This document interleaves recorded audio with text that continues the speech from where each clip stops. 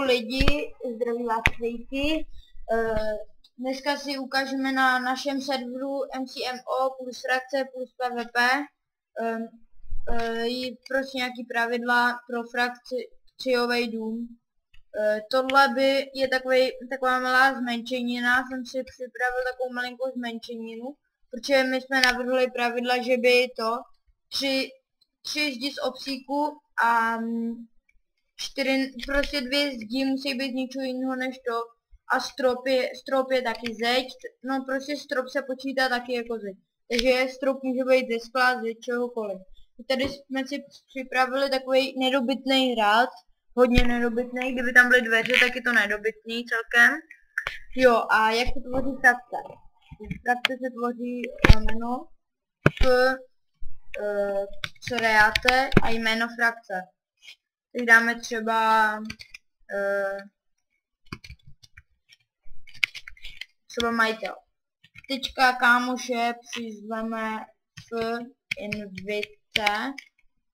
invite a jméno player.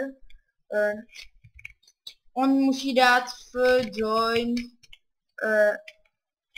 a to jméno té frakce, takže v tomhle případě join majitel.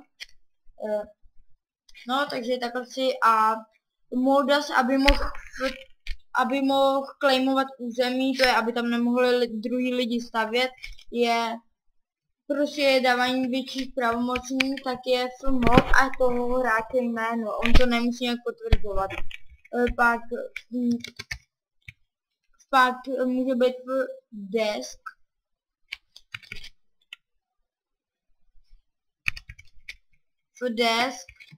a třeba čau.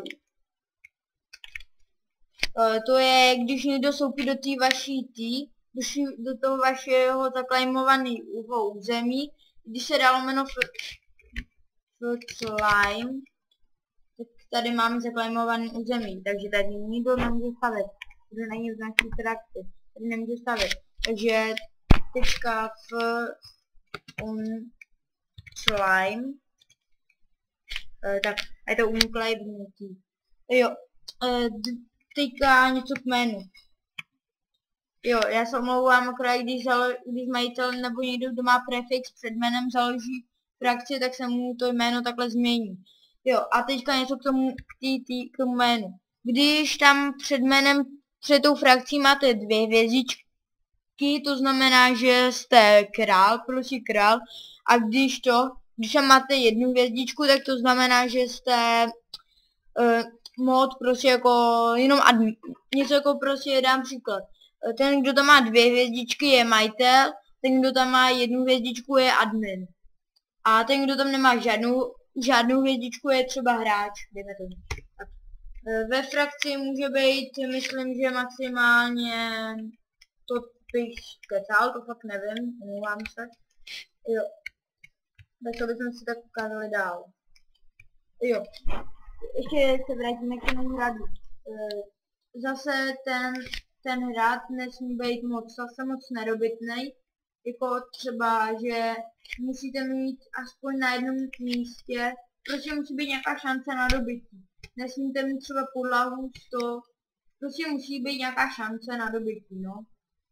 Nesmí se ukládat warpy v hradě se nesmí ukládat warpy, ani set home. Pak si řekneme ještě něco, jo. V eventech nesmíte si ukládat set home, nesmíte se portovat, nesmíte používat enderperly, nesmíte používat sněhový koule, takže to bude všechno. Takže já se s váma loučím a zatím dalšího videa, čau.